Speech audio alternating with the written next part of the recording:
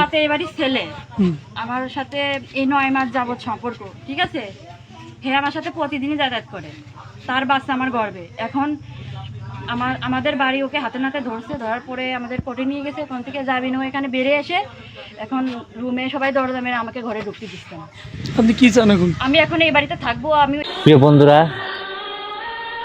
দেশ এবং প্রবাসে যে যেখান থেকে আমাদের এই ভিডিওগুলো দেখছেন, সবাইকে অসংখ্য অসংখ্য ধন্যবাদ। সুখের ঘরে দুঃখের আগুন জ্বলে ঢিকি ঢিকি।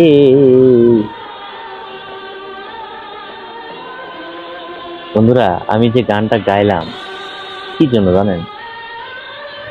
এই ভিডিওটি দেখার পরে আমি হাসবো না কাঁদবো, আমি সেটাই ঠিক করতে পারি না।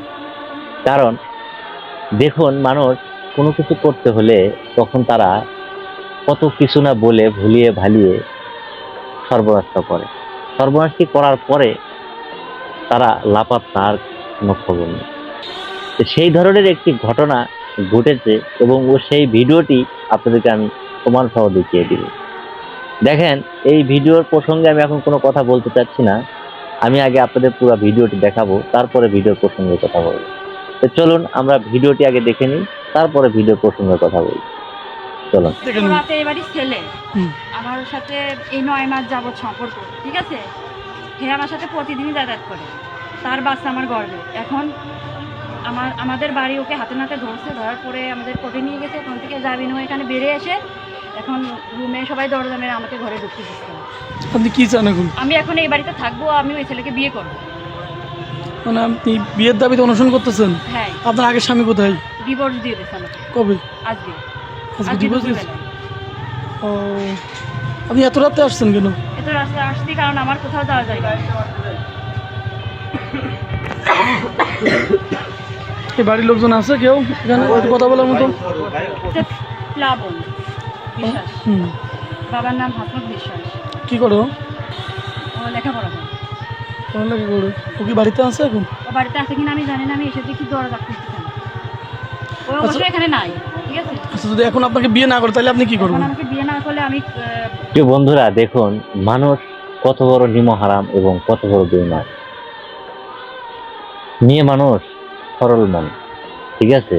তাদেরকে ভুলিয়ে ভালিয়ে সর্বনাশটা করে সে লাপাত্তা, সে তার আর স্বীকৃতি দিতে চায়। এটা কেমন রে ভাই? এটা কোনো কথা? দেখুন, যে ভিডিওটা দেখলেন এই মেয়ের কথা বলতে, এই মেয়েটা কিন্তু 2 বাচ্চা মা। তাকে ভুলিয়ে ভালিয়ে যেভাবেই হোক সে তাকে ইউজ করছে, করার পরে এখন তার গর্বে তার সন্তান, কিন্তু সে স্বীকৃতি দিচ্ছে না, তাকে বিয়ে করবে না। এখন তাকে হাতে নাতে ধরছে, তারপরেও সে তার বাড়ি এসে দরজা লাগায় বয়ে রেখেছে। এখন এই মেয়েটা কি নিরেছে?